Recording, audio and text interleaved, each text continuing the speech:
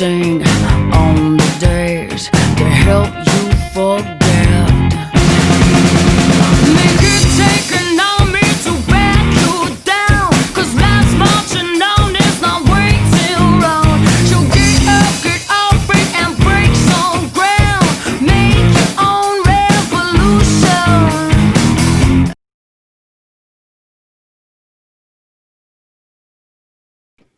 Have you ever wondered how the choices you make can heal your health? Well, we're going to find out tonight when we meet our guest, Dr. Bernie Siegel. I'm so excited to speak with him. Hi, I'm Connie Bramer. I'm the host of Laughter and Inspiration. Most of you know me as the founder of Get Your Rack Back, my nonprofit that's located in upstate New York. We provide gas and grocery gift cards and medical co-payment assistance and some other financial services to cancer patients who really need help, because it's a shame that so many people are having to choose between paying for food to put food on the table for their families and paying for their treatment. And we just can't have that. So my foundation tries to bridge that gap. And right now with the pandemic, our fundraising efforts have been halted to a degree. So if you want to learn more about our foundation, you can go to gyrb.org. I'm also the author of How Connie Got Her Rack Back and a contributing author to The She Shift, Chaos to Clarity, and the new book that we're going to talk about with Dr. Siegel called Crappy to Happy. So I'm very excited to have Dr. Siegel on the show, and I know he likes to be called Bernie instead of Dr. Siegel. I have so many things to tell you about him, and I'm going to just hit the highlights because there's just so many things to talk about. Bernie, I don't want to say Dr. Siegel, Bernie has many accomplishments. He is a retired pediatric surgeon and retired clinical professor at Yale. He has written 12 books, most notably Love, Medicine, and Miracles, which remained on the New York Times bestseller list for over a year, which that's just incredible. He has made appearances in many films and on television and is the founder of the nonprofit organization ECP, which stands for Exceptional Cancer Patients. I'm one, Bernie, right? And what they do is it was created to provide resources and interdisciplinary retreats for people who are dealing with chronic illnesses and cancer. So Dr. Siegel, Bernie, thank you so much for being on the show. Welcome.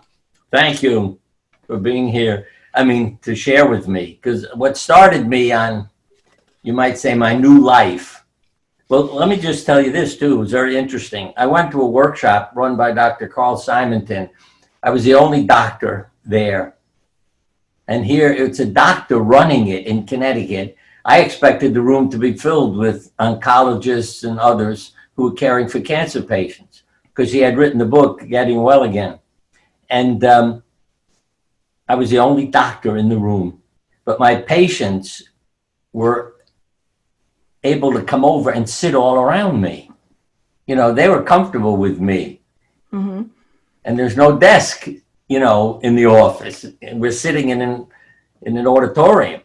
And this young woman turned to me when I said to her, why are you here? What you want to learn? She said, look, you're a nice guy. I feel better when I'm in the office with you, but I can't take you home with me. So I need to know how to live between office visits. And that really, boom, because it's painful when you care about people to not be able to cure everything and fix everything. And especially when you're doing a lot of children's surgery, you wonder why God made a world and give kids all these problems, from cancer to genetic defects to, and why I say that changed me. I went back to the office on Monday after the weekend workshop. One of my partners, very intuitive fellow, Dr. Richard Selzer, looked at me as I walked in the door and he said, "You're gone." I said, "What are you talking about?" He said, "You're not the same person you were on Friday. You're going to leave surgery." And about 10 years later, I did retire to talk to people and help people, because one fellow said to me one day, "Did you ever think of writing a book? You could help more people that way." And it was the talking and the writing that showed me how to connect with people versus just sitting in your office or having a group meeting once or twice a week, with a dozen people. But when you went out on the road, literally, I covered the whole world, talking to people. And it just helped me make a difference, as well as changing the office. Because one thing I did was go back to the office and put the desk against the wall. So if anybody came in to see me, we weren't separated from each other. Well, my oncologist, he sits on his garbage can. He does. He sits on his garbage can right next to the exam table. And what that patient said to you just is so valid, because as a cancer survivor myself, it was very difficult to live between appointments when you were, unsure of what was coming next, and you really relied on your oncologist to tell you what's happening next. And even as a survivor, I mean, we're all survivors, even if you're dealing with cancer, but being in remission, I worry, and I try not to go to that dark place of worry. But I was mentioning this to a friend the other day that, I graduated to year appointments with my oncologist about 2 or 3 years ago.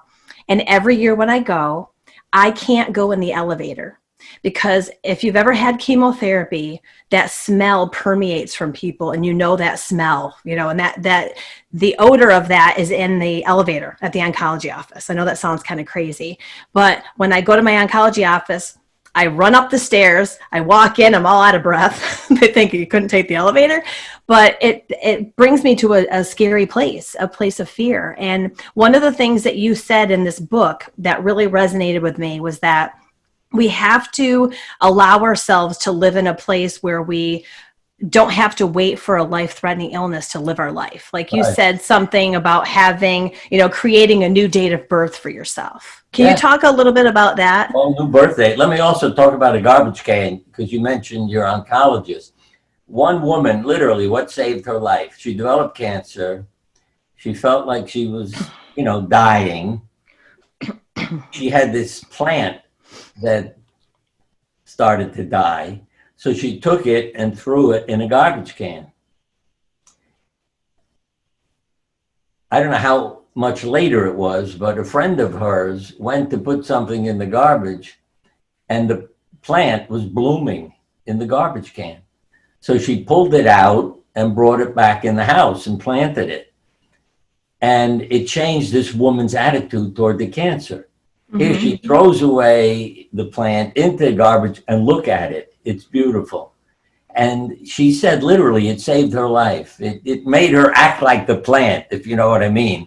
Despite what was going on in her life, she pulled herself together and blossomed and survived.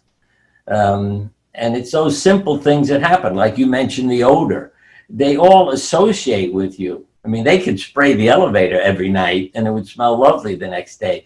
But it's those simple things that your mind communicates with your body, and then your body responds. So if all your thoughts are about, I'm going to die, this is horrible, oh, that smell, you could throw up and have every side effect in the book just in the elevator. At Yale, my patients began to be called Siegel's crazy patients. Why? Because they had a positive view of everything. Yes. So they had literally no side effects from radiation, no side effects from chemotherapy. You see, and at the beginning, and even after surgery, nurses said to me, your patients are a problem. They refuse pain medication. I said, never occurred to you they're not hurting? What are you, crazy? I mean, why should somebody not hurt if you cut them open?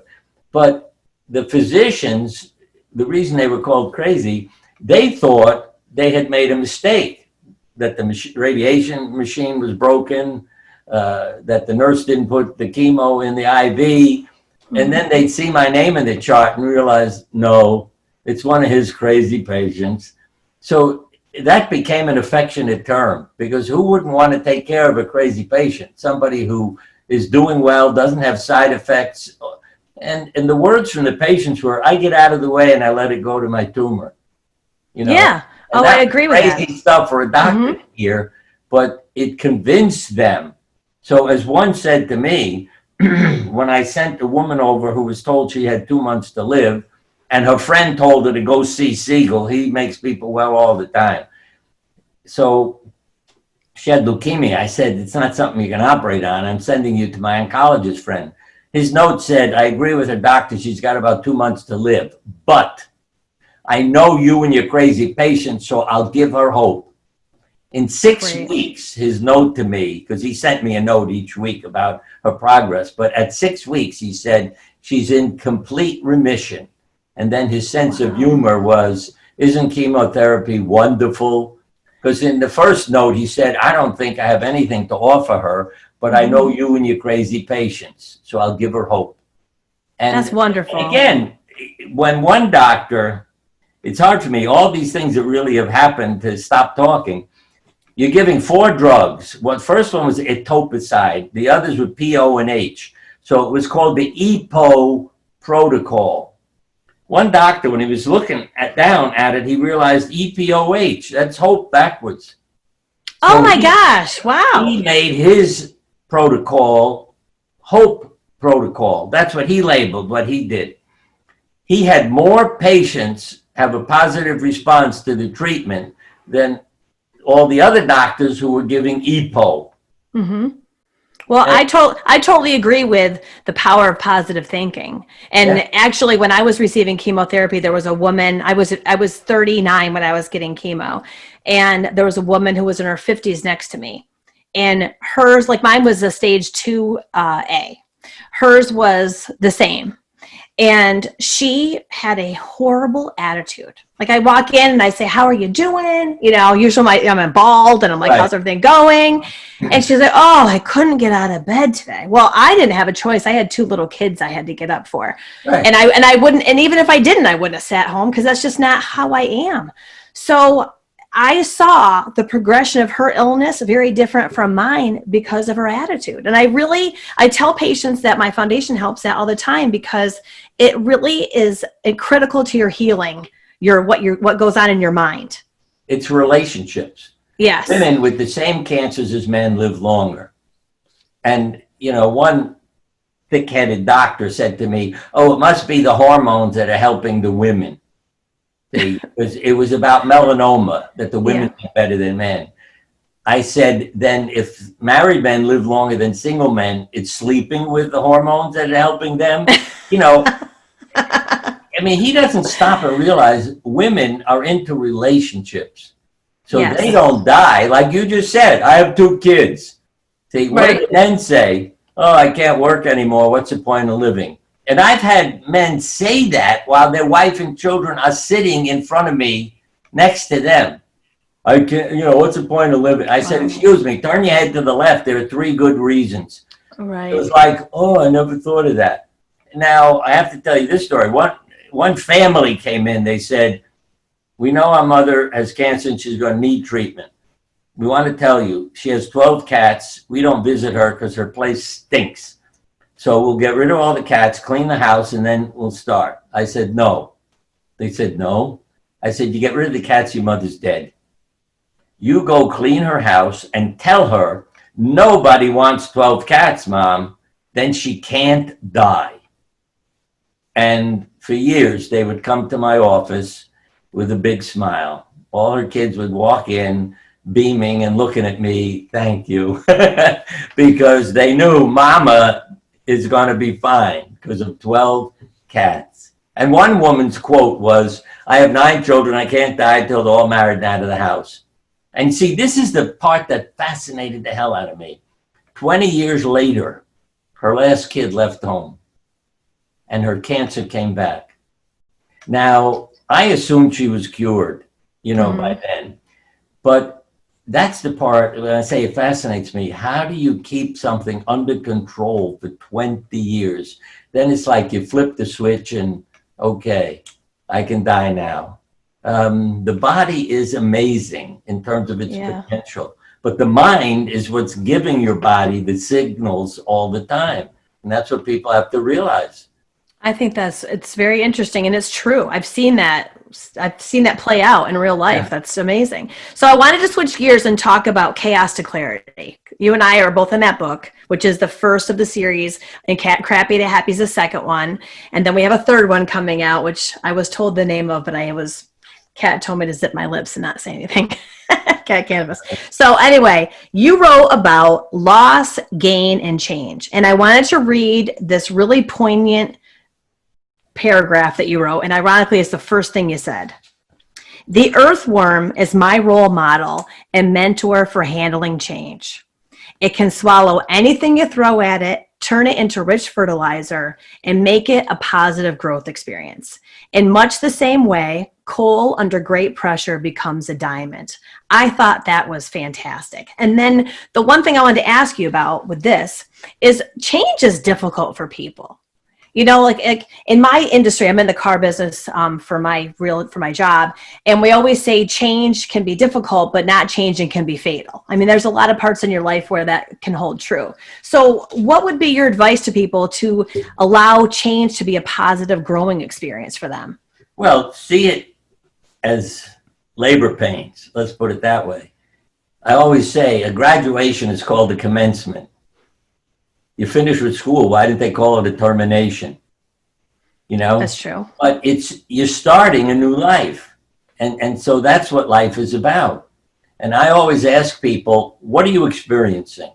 In other words, you can have 10 people with the same diagnosis. But if you say, what is it like to be going through this? They come up with 10 different answers because it's about their life. And some are disaster, failure, roadblock, pressure, and others wake up call, blessing, new beginning. And literally, they're talking about cancer. Now, when they say new beginning, wake up call, I know they're on the right track because they're working on rebirthing, you know, and changing their life. But when it's disaster, the other thing I say to them is, what else is a disaster in your life? What fits that? And they give you a look because that's when they realize how their life has contributed to their getting sick. Our word was precious, so people understand what I mean with the words. And the nurse came to me afterwards because I was trying to help her. And she said, oh, it's her marriage. She's going to go home and work on that. So those are the things that contribute to why you get sick at a certain time. See, Monday morning, we have more heart attacks, strokes, suicides, and illnesses. Now, if everybody loved their job, we're not going to have a problem. But when you don't, then your body says, I know, we'll get sick. Then we don't have to go to work. You know, we'll do you a favor. Because your immune function goes down, stress hormone levels are up, and you're more likely to get sick because of what's happening to the chemistry of your body on Monday. Well, and I agree with that with disease. I mean, when I had my cancer, I had gone through a really difficult divorce prior to, and my father has always said to me, I believe that was like the instigator for your cancer. I mean, I'm the fourth generation of my family to have had breast cancer, the only one to have survived past 7 years. And, you know, my mom died at 53. She died very young of breast cancer. So I kind of knew it was always coming for me. I hate to say it like that. It's just in the back. I got to stop you there. Yeah. Identical twins, both have the gene for breast cancer. One gets it and one doesn't. Because one was thinking about it. Why do you think she got it? They always say, oh, it's the good kid who's making mommy and daddy happy and giving up her life for them. And the other, her twin sister, is a little devil who's having this wonderful life, living her life, not what the parents imposed on her. And that's what we have to understand. The genes get turned on. I always say it's like a light switch. So the light doesn't work unless you flip the switch. And the same with the genes. It has to get the message. And part of it, and I'm not, you know, this is not about blaming you, but, you know, when your mother has had breast cancer, a sister has had breast cancer, yeah, what are you thinking and what are you telling your body? Yeah, I'm probably going to get breast cancer too. But when you're loving your body and telling it no, you're less likely to have that happen. That's because a good of what lesson. you're creating within you. I agree with that. And I tried not to think about it, you know, but it was always in the back of my mind. You know, it's just, I couldn't help myself, Bernie. Yeah. It was there. But you see, in a positive way, what it could be is for you to say, okay, if I'm going to get breast cancer and die early, then what the hell do I want to do with my life? Let me have some fun. See, because I saw that the other way when people said, oh, I've been told I have 2 months to live, so I'm not going to go for any more treatment. I'm moving to Colorado. I'm buying a house on the ocean in Miami. I'm getting a dog. I'm putting in a backyard wildlife habitat. I'm not going to retire. I want to go make the world beautiful. That was a landscaper. none of those people died when they were supposed to. Mhm. I mean, I learned, because I always laugh when I say this, when you say to a family, call me for the funeral, and nobody calls you. I called up to say, why do you ignore me? I said I want to come to the funeral. You know, he meant a lot to me, this one patient. And he answered the phone. Oh, well, that's a great thing. It was so beautiful here, I forgot to die. Oh, that's great. Those are his exact words. Yeah.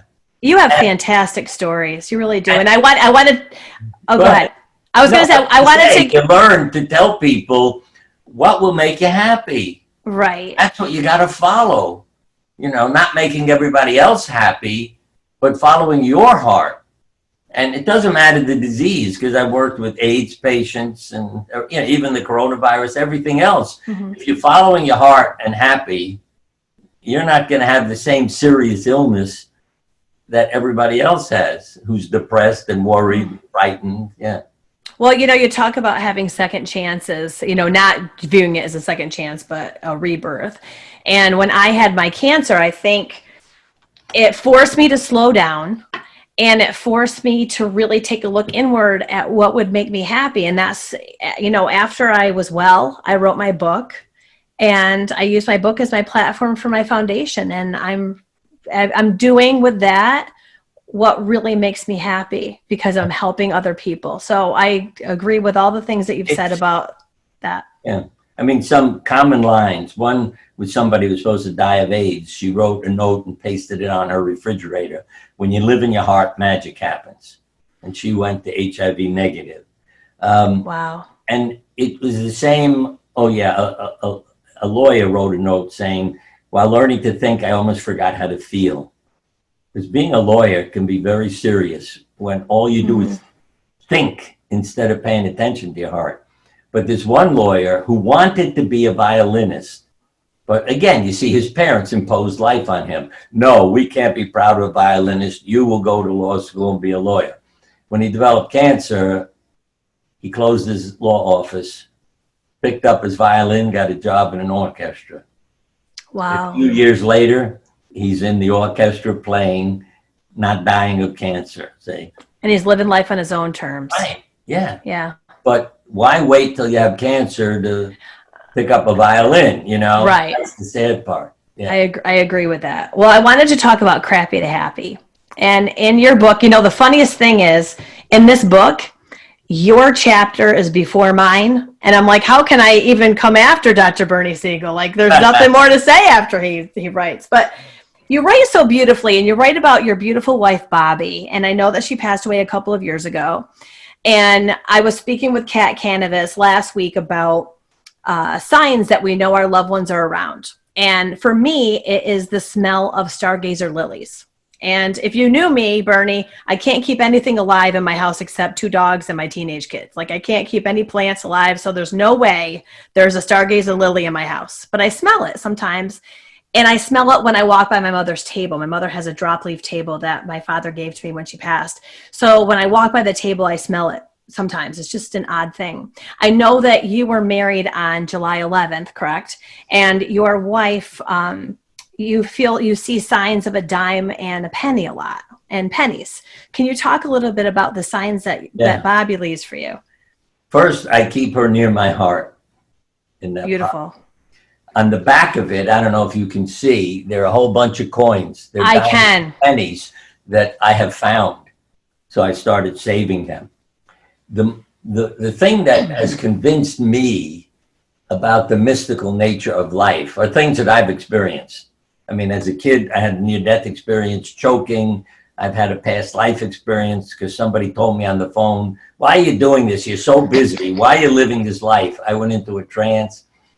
But the other morning, the weekend earlier in June of Mother's Day, the dates were 9, 10, 11. I think Saturday was 9. She was born on 9/9. Mm-hmm. We were married on the 11th. That was Monday. And Mother's Day was the 10th. So it was an incredible, like, mystical weekend because of the numbers. And I got up in the morning to make the bed. and I walk around to the other side to pull everything back, to balance it, because it's the bed that we slept in, the two of us. But as I picked up the sheets and blanket and we're ready to pull it this way, instead, literally, it was pulled out of my hands. I mean, it was crazy. It was some kind of force, and it threw them on the other side of the bed. And what do you think I saw lying there on the mattress? A dime and a penny in the bed. Crazy. And you wouldn't even have had that in your pajamas. No, I mean, right? It's not, if you had it in your pocket, you'd lie on top of, of a blanket, taking a nap, okay. But this is, on the sheet, covering the mattress. And that same weekend, I threw some stuff in, the wash and then in the dryer. Nothing, no clothing, just, blankets and towels and all rags and things that were dirty. And when I took them out of the dryer, there was a dime and a penny in the bottom of the dryer, lying on that circle that tumbles. I have found it. I mean, I'm sitting at home out the window here. There's a bird feeder I made. And I heard a voice say to me, clean the bird feeder. So I went over to it and it was filled with leaves and cloudy water. I dumped everything out. There's a dime and a penny in the bird feeder. And wow. So it's about 10 times now I have found diamond pennies in totally bizarre places where you wouldn't expect somebody would drop a dime and a penny, and you could find it. And there's always a relationship. And the other, in terms of numbers, I said Bobby was born on 9/9. About 9 months after she died, my heartbeat went crazy, which to me supported everything I've been preaching and teaching. The person you love dies. What organ in your body is having a tough time? Your My heart. heart. Right. So it was going. So I go down the emergency room and I walk in and I hear a voice say, put him in room 9. Yeah. They said, we can't get a room upstairs for you yet in the hospital. The next day they said, oh, we have a room now. I go upstairs. It was room 819. Then I look at my wristband that they put on you. There are 2 numbers, long numbers. One is assigned to me, so I'll always have an identification number. And the other is assigned to the visit, why is he here kind of thing. Mm-hmm. My number had an 8, which is a number for a new beginning. Because as soon as I saw the 8 on the room number, I knew I'm going to get better. It's a new beginning number. There's 8, and then there was 99 and 6633. Everything added up to 9s. And in the case number also, but it was more like 5472, you know what I mean? That kind of thing. And I've saved every one of them. I have about 7 or 8 of the wristbands now, because every time you go to the doctor or the hospital, they slap this thing on you. They always add up to either my anniversary, because one of them added up to 7/11 when we got married. Mm-hmm. And I was upset. I looked at it. It doesn't add up to 9. And then as I sat there with the numbers, it was, hey, dumbbell, it's your anniversary. It's 7/11. And so every single time I've been, they have added up to the 9s, except for once for our anniversary. And there are many other ways that Bobby has communicated with me that are totally mystical things. And I just share it with the kids and everything else. Years ago, a butterfly, we rescued a butterfly and it spent 24 hours with us, literally. Sitting on my wife's shoulder and her hand, getting in the car, going into the hotel room with us. We were spending the whole day flying over a workshop we did. I mean, I was talking to the butterfly. I knew it was one of my patients who had died on the island to be with her mother. Mm-hmm. So I just talked to the butterfly after I saw this incredible behavior that we couldn't get rid of it. See, before we went to bed, the story is on my website, BernieSiegelMD.com. I said to my wife, you can't sleep with a butterfly. You got to get rid of it. So that's what the story's called. You can't sleep with a butterfly. because she went out on the porch, said, I'll brush it off. And she came back in our apartment. On the other shoulder, there was the butterfly. She said, I brushed it off. I said, look at your other shoulder. So I knew this is more than a butterfly. And twice I have had butterflies in the house that you can't explain at all. And they're the same type of butterfly as was in Hawaii on my wife's shoulder. I forgot the name of it, but anyway, but it's the same, you know, pattern and design and everything. And these are so many crazy mystical things. And one of the butterflies was even waking me up. It was banging on the window. I didn't know what it was. I heard a noise, you know, bang, bang, bang. I get up and I see a butterfly in the house banging on the window, like saying, hey, I'm here. I want you to see me. That's and crazy. like Bobby did when we rescued this butterfly, I just put my hand up and they fly over and land on my hand. Well, it's interesting that you talk about that, because I grew close. I try not to grow close to a lot of the patients we help, because it's very hard when they pass. You know, I always say to my oncologist, how do you do it? You know, so one of my patients, I grew very close with her. She passed away last year. She was 26. And her husband had asked me to come to the hospital when she was getting ready to pass so I could say goodbye. And so I went to see her, and then it was maybe 2 weeks later, I was speaking at an event, a breast cancer survivorship group. It was a retreat. And we're all under this tent, and it's a hot summer day. And I start to speak, and all of a sudden this butterfly comes like out of nowhere. And her name was Sammy Jo, and her caregivers were there from the hospital, because that was part of a hospital talk I was doing. And they said, that must be Sammy. Right. So that butterfly stayed under the tent. I mean, it was open on all sides, but stayed and flitted from, you know, table to table. It stayed with me for a little bit while I spoke. And it was just such a crazy thing. But those kinds of signs are very comforting. Don't you think they're comforting to people? Absolutely. If you're accepting of it, People aren't afraid to tell me mystical things because they know I'm not going to say that's crazy. I mean, there was one wedding after a brother died and the sister got married. And it was tough on everybody, you know. The brother has died and now the wedding is, you know, it's hard to be happy when we just, but on each table was one of those little cameras that would, you know, were provided for people to take pictures of the wedding event, and so they could have them if they wanted.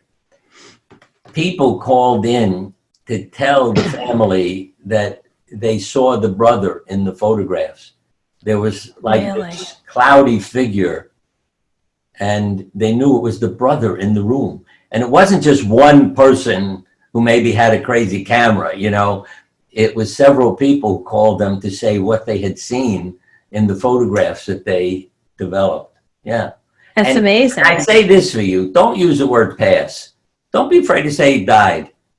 People in the hospital, nobody wants to say dead. Because it's like, oh, we failed. We didn't. Doctors try to keep people from dying, even when it's torturing the person. You know what I mean? They're not living. They're not enjoying life. Why not let them go? Oh, no, then I'll be a terrible doctor. I'll keep them alive another day. More people die in the hospital at night when the doctor isn't there, so they don't have trouble. Or the family is gone too. And I always told, especially parents of the children, I said, look, do your kid a favor, go to the cafeteria and get lunch. So if your child wants to die when you're out of the room, they can do it. Mm-hmm. They're trying to not upset you. So don't feel guilty if you go have lunch. I knew that was my mother, because she had lived my sermon. She had cancer too, and taught all her doctors an awful lot about how to treat cancer patients, because she would give them my lectures and sermons. Mm-hmm. And they all began to appreciate her and loved her. But I knew that if she was ready to die, she's not going to do it with her son in the room who's helping everybody live. So I would leave the room every few hours. And when I came back one time, they said, oh, your mom died. I said, I know, I don't feel guilty. I left so that she could die without me in the room. And then she wouldn't feel, oh, I'm upsetting him, you know. My mother did the same thing. So my mother was talking and coherent, and she would go in and out. You know, she asked once, why are there chickens in our cars? My parents used to own a car dealership. And so my father's name is Dave. And she'd say, Dave, why are there chickens in our cars? And then she'd come back and she'd be completely lucid. We'd have a conversation. And on the day she passed, she said to my brother and I, why don't you guys go get something to eat? So we went to her favorite ice cream place where we were. And my mother loved root beer floats. So I got a root beer float, and my brother got something. We were with a friend. And when I got back and I got out of the elevator at the floor, my cousin was there, and she said she passed. So you're right. They know. They don't want to have us carry that burden with us. Yeah, in our family, we have not had trouble dying because of all the things I've done. I mean, even my wife died quietly in her sleep. I mean, she looked so well in the morning. I was shocked when I went over and took her hand and it was cold because she just looked perfectly at peace. She went to sleep. Her father died on almost the same day, I mean, before she did, also in his sleep. Her mother's spirit came to me and said goodbye. Mm-hmm. I mean, this is not something I was believing, thinking, this is years ago. I was at a religious service and I saw this sort of cloudy thing come in the room and come over my head. It's like the size of a pillow, this sort of grayish cloud. And I heard her voice say, Bernie, goodbye. And then it went out. So I jumped up and went to the nursing home where she was staying. And when I walked in, the nurse saw me and said, oh, you've heard. I said, I didn't hear. She came and told me. Yeah. That's really amazing. She had died like 10 or 15 minutes before I got there, and said goodbye to me. And so all of them had no trouble dying because it wasn't a failure. They weren't, you know, the family can handle it. Everything was okay for us. And that's something that families need to do and talk about. I often describe, because my father said I need to get out of here because of many physical difficulties. And my mother said, when I explained to her he didn't want to get out of bed, he was talking about his body. We said, okay, when do you want to die? He said, all right, I'll die Sunday afternoon. We had a beautiful party. We told everybody, Grandpa's dying Sunday afternoon, come. And when does he die? When the last person who was coming came in. So we knew he was consciously aware of who was coming. Mm-hmm. He died laughing, literally, because, again, the voice that talks to me said, how did your parents meet? This is the morning he was going to die. I said, I don't know. And the voice said, ask your mother when you get to the hospital. So I walk in the hospital room. Ma, how did you two meet? Oh, I was on the beach with girls I didn't know on vacation. Boys were walking down the beach. They tossed coins to see who would get the other girls. And your father lost and got me.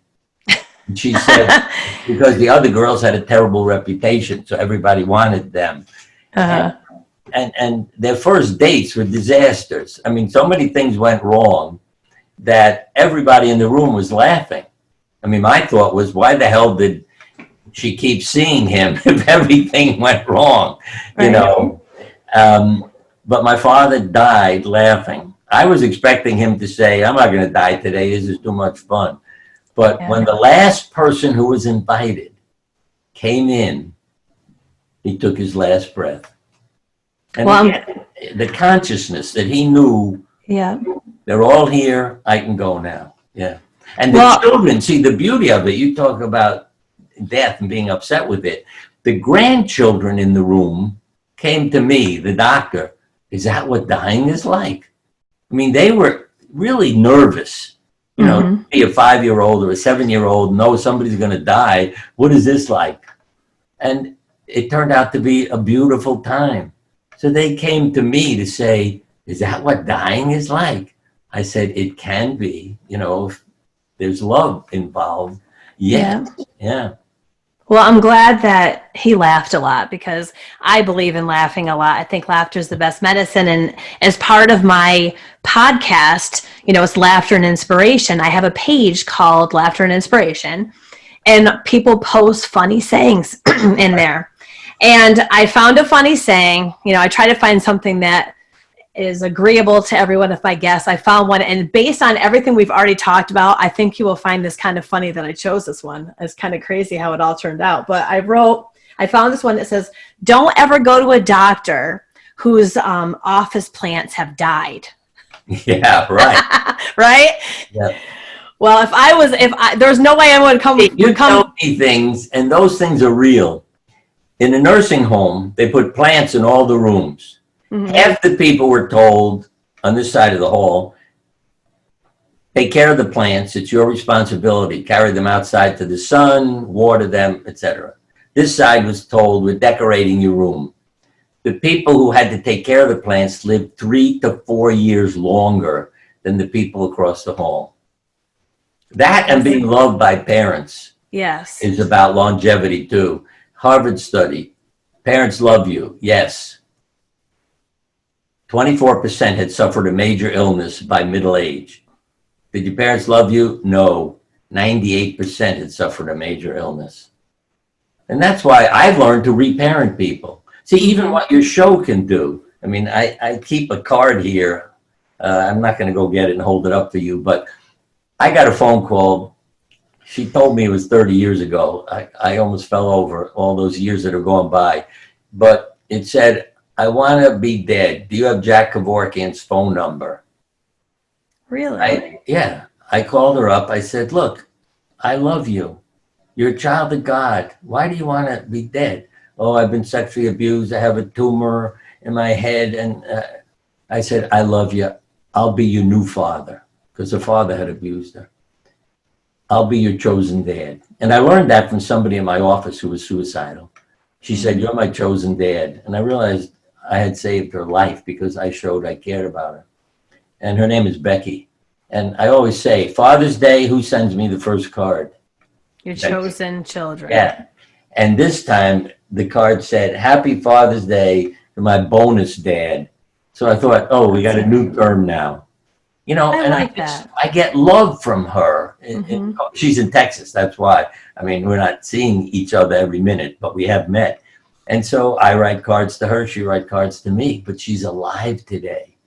And I made a difference in her life. And it isn't about me. It's about someone who said, I love you. So I'm always saying to people, tell people, I'll be your chosen mother. I'll be your chosen dad. Let them know they're loved. Then they take care of themselves because somebody loved them. And one more, all these stories. In Cat Fancy magazine, it blew my mind. Here's a test question for you. True story. You have 9 cats. You and your husband smoke. 8 of the cats are having breathing problems. The 9th one developed lung cancer and dies. What would you do? I would stop smoking, get rid of the husband, and get rid of the cats. I'm allergic to cats. I can't have cats. Are you really? I'm sorry. That's right. I'm very allergic. Everybody yells, stop smoking. I said, no, that's not this lady's solution. She wrote the Cat Fancy magazine telling her story. And it ends with, Doug and I now smoke in the yard. We're not killing our cats anymore. You hope you're not killing yours. Now, how the magazine could publish it without saying, excuse me, lady, you're still killing yourself. Right, exactly. Yeah. Exactly. So I wrote a letter, which they refused to publish, saying, why don't you tell people to take as good care of themselves as their pets? Because 1,000 years ago, Maimonides wrote, if people took as good care of themselves as they do their animals, they'd suffer fewer illnesses. When you read those things from 1,000 years ago, you realize how sick humanity is, about loving themselves and each other to help each other. It's very important. Religions, races, nationalities, how we're killing each other, fighting each other, instead of loving each other and becoming a family. You have a lot of wise words. Now, we talked earlier about, living a life of gratitude before we got on air here. And one of the things I do when I write a letter to all the cancer patients that we help, whenever we provide a basket, I write to them and I say, it helps if you keep a gratitude journal and write down 3 things before you go to bed every night that you're grateful for that day, because living a life of gratitude helps keep you in a positive mindset. So I wanted to ask you, I know you talked about the fact that you have a book from 1996 with all of your sayings in it. What 3 things would you be grateful for today? Well, let me say this first, because I learned the lesson from my wife. See, and this is what I want to make clear to people. I kept a journal and used to hide it because of what I was putting in it. The pain of being a surgeon, the horrible things happening to people in the hospital. And literally, I still remember patients I operated on where everything went wrong. I don't remember all the good things where people did beautifully and went home. And so what did I need to get out of my system? Because I knew from my old friend Elizabeth Kubler-Ross, she said, what are you covering up? I knew I was burying all this stuff. So I started keeping a journal and hiding it so none of our kids and my wife would get upset if they read it. Well, one night I forgot to hide it. The next day my wife said, there's nothing funny in your journal. I said, my life isn't funny. What are you talking about? And she started telling me stories that I told her and the kids at the dinner table that had them all laughing about crazy things that happened in the hospital.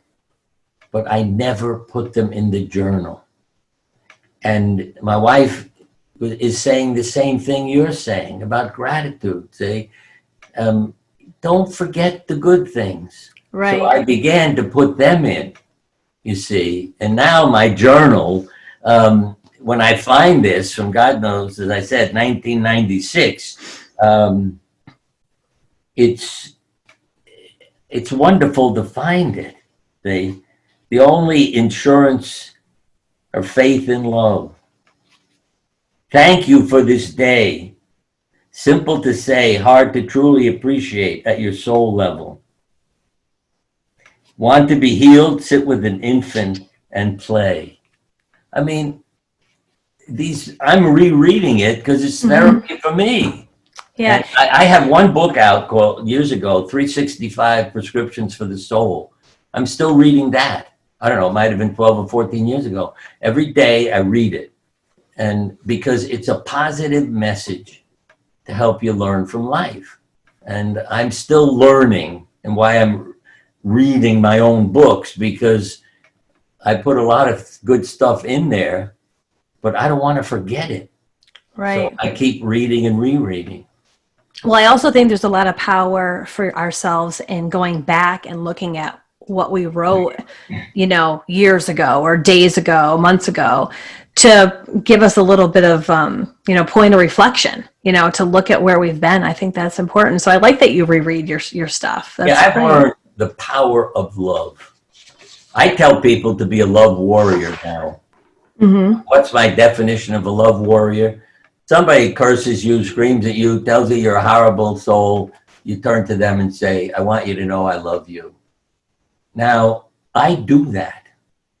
And there 3 times I did it on the street with violent people who were threatening us. I mean, we were out shopping, with other people, and this men and women both come screaming and shouting, and I don't know if they have a gun or not, but I walked over to the adults and I said, I want you to know something. I'm sorry for whatever you're experiencing in your life, and I love you. Every single time they stopped, turned, and quietly walked away. And they'll never forget that either, ever. Yeah. And everybody in the street, thank you. Oh my God, thank you. Yeah. One kid, teenager, driving in a car behind us, and I couldn't get the police to talk to him. I mean, I don't know. The cop said, it's not my job. I said, this kid is screaming and cursing and angry.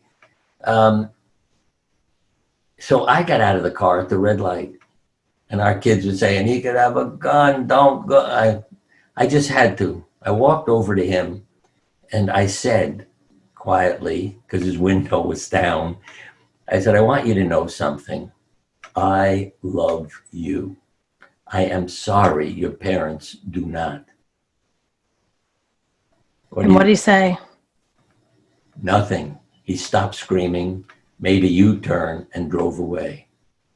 And my prayer is that he went home and talked to his parents. You know? A lot of power and love. I woke him up to Mhm. what his life was about. It's And amazing, Bernie. yeah, and it blew my mind. And I had forgotten about that. And that was in the 365 book. As I was rereading it, I came to that and was like, oh my God, I remember this.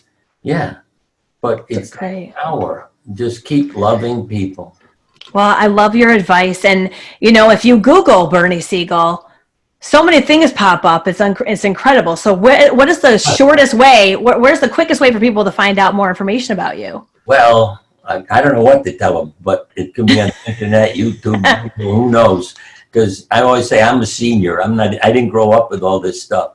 But my website is Bernie Siegel, Siegel, BernieSiegelMD.com. So they can look up, you know, like deceiving people into health, which shows the power of the mind when you're taking care of people. As you mentioned, I did a lot of children's surgery. I lied to the children all the time. And it was hypnotic because they believed in me. Mm-hmm. So I lied to them about treatments. What I loved, and I always share with people, before you inject somebody, you take an alcohol sponge and you clean the skin. So what would I tell the kids? Oh boy, are you lucky. They got this new sponge. It cleans it and it makes it numb. You won't feel the needle. And the kids would say, oh, that's wonderful. Why didn't the other doctors do that? And It's that's the same thing. 80% of the kids had complete anesthesia. 20% would say, I felt it. You know, not the same as a needle, if you know what I mean. But I felt it. I said, oh, bad sponge, and I'd throw it away. And I got their parents to do the same thing. Get a bottle of vitamins, label it, whatever you want. Anti-nausea, pain pill, you know, for headache, whatever. And when your son or daughter say, oh, I have a headache. Oh, here, this will take care of it. And you give them a vitamin and they say, oh, good, I feel better now. Yeah, it's the power of the mind. Yeah, power of mind. Well, I have to say, it has been such an honor to have you on my show. And I hope this is the first of many conversations that you and I will have, because I would love to circle back around with you again and talk about ACP, about your foundation. And CAP it is, ECAP. Oh, ECAP, okay. Cancer patients. But let me say this. What was I going to say to you? Oh, what you see in others is in you. Now, I say that because people could listen to my lecture, walk out and saying, that's so boring. You keep saying the same damn thing. And somebody else says, thank you. That was such a wonderful inspiration. And I know it isn't me. It's the people, what they're seeing and hearing of you. So I've learned that because, you know, it can be upsetting when people come up and say, that was boring. And, you know, and I think, oh, gee, what did I do? But then the next person says, that's wonderful.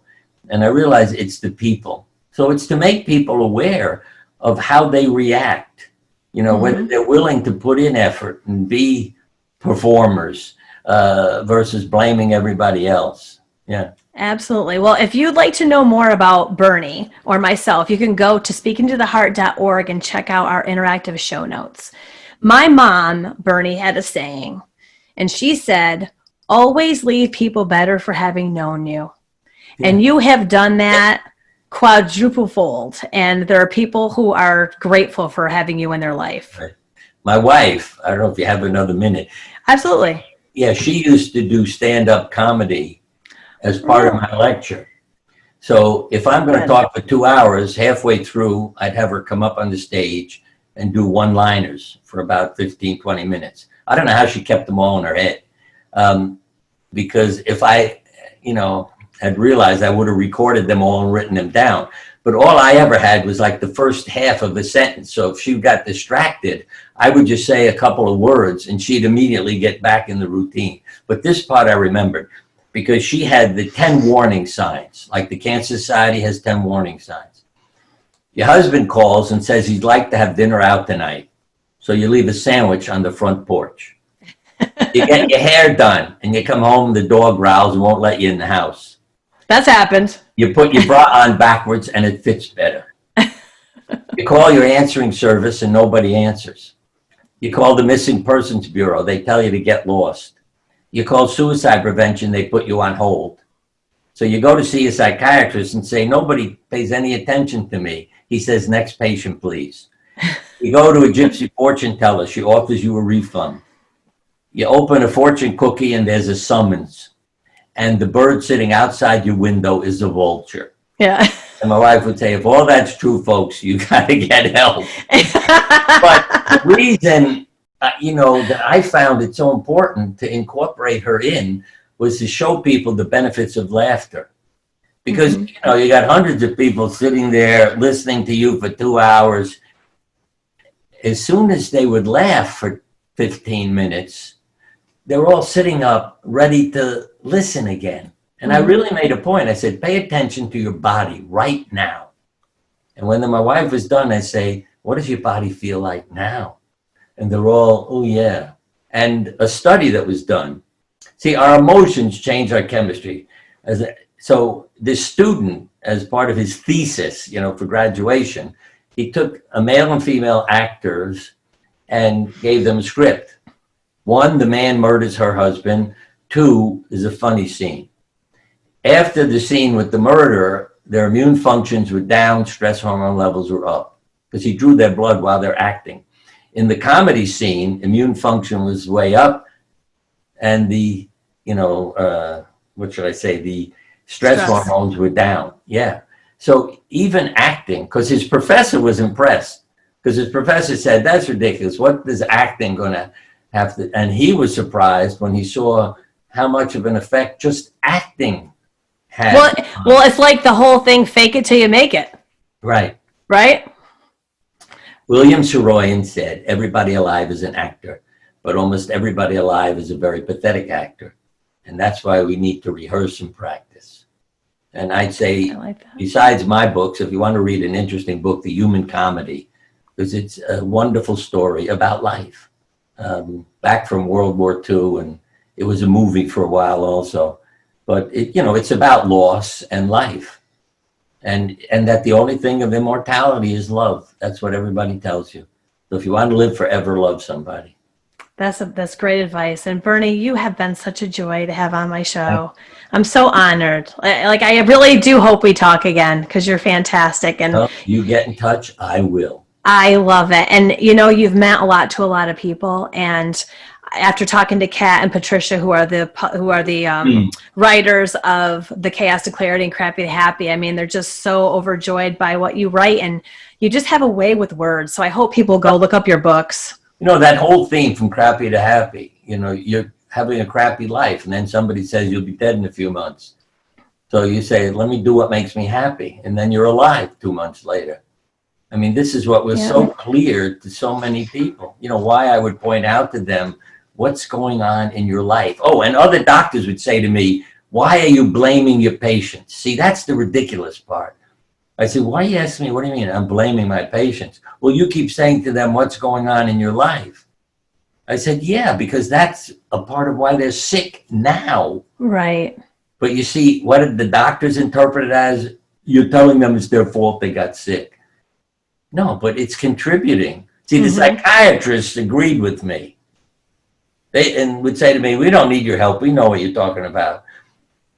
The medical doctors would say, oh, that's interesting, but it's not appropriate for our practice. Because they're taking care of diseases. And Jung said that 100 years ago. The diagnosis helps the doctor, but it doesn't help the patient. For there, the key thing is the story. For it alone shows human background and human suffering. And only at that point can the doctor's therapy begin to operate. But it's taken 40 years, because I see now what the things I did 40 years ago are beginning to become part of studies. And you know amazing. Why? They really work. There's one recent study. People saved thousands of dollars in medical bills and left the hospital sooner than the patients who weren't, meditating, visualizing, helping their life. Yeah, but 40 years to get somebody to do research. Yeah. You've lived a remarkable life with a lot more left to go, Bernie. I can't wait to see what you do next. So I will talk to you very soon. And for our guests, I just want to say, remember, as my mom would say, always leave people better for having known you. I'm Connie Bramer with Laughter and Inspiration. I'll catch you next time. Okay. Bye-bye. Bernie, thank you. Bye-bye. Bless you. You too. Bye-bye.